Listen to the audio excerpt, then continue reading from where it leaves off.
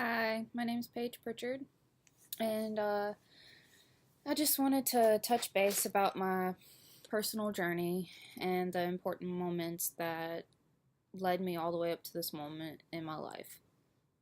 When I was a little girl, I watched my grandmother, who was an art teacher, struggle to get all the bills paid, and she loved creating art. She never stopped.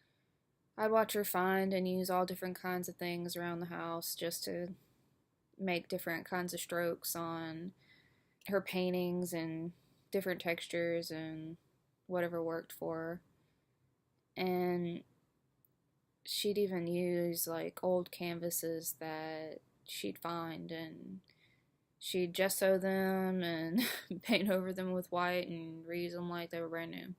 She never gave up on anything, and she loved it the most, so that kind of resonated with me as a child. And I started creating art with her more and more until one day I didn't live with my grandmother anymore.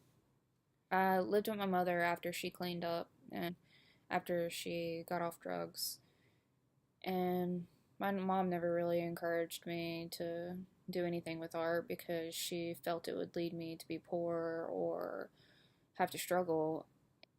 So I put down the pencil and I picked up a French horn. I played music for years, and before I went back to art, and once I moved out on my own, I didn't really feel like music was a part of me anymore, like that was what I was meant to do with my life. And so I got back into art. It took me another 2 years to really decide that I wanted to go to college for it, and once I did, I never had another panic attack. I never felt like I was wasting my time anymore, and from that moment, I grew. I grew as a person, and I knew what I wanted to do with my life. And now I want to be an art director for a video game design company. My story really connects to the first strategy in Green's strategies for finding your life plan. It's called the primal inclination. I returned to my origin, my core, my very being, and it was long and a hard road to push aside the feelings of others, but once I did, I felt more connected to myself. I also felt a connection to the second strategy, which was I found my chosen field, art, and now I'm expanding on a particular subject within it, and I decided that I wanted to be a character concept artist. I specialized when I got my bachelor's at Rocky Mountain College of Art and Design in concept art. And at first, I actually specialized in children's book illustrations. And I mainly did that because I felt like it would bring me money, I guess. And that kind of touches base on the third strategy, the false path. I thought that I was going down that false path, and I wasn't happy with the art that I was creating. So I started concentrating on the characters.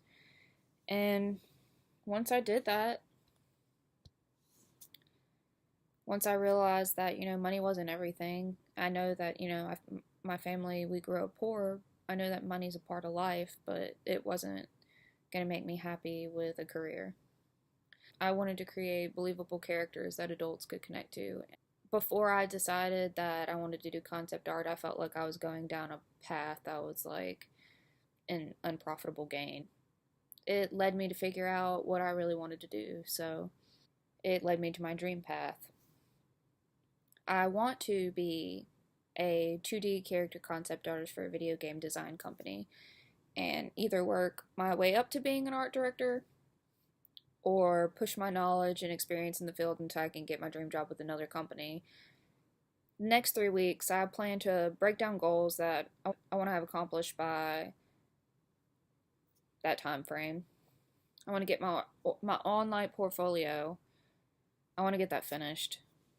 I'm really starting to be more encouraged now with my digital art skills, so I want to push that and put that more into my portfolio in the next few weeks and finally get it published online and attached to my resume with my cover letter and actually apply for some freelance illustration jobs to build my references and experience.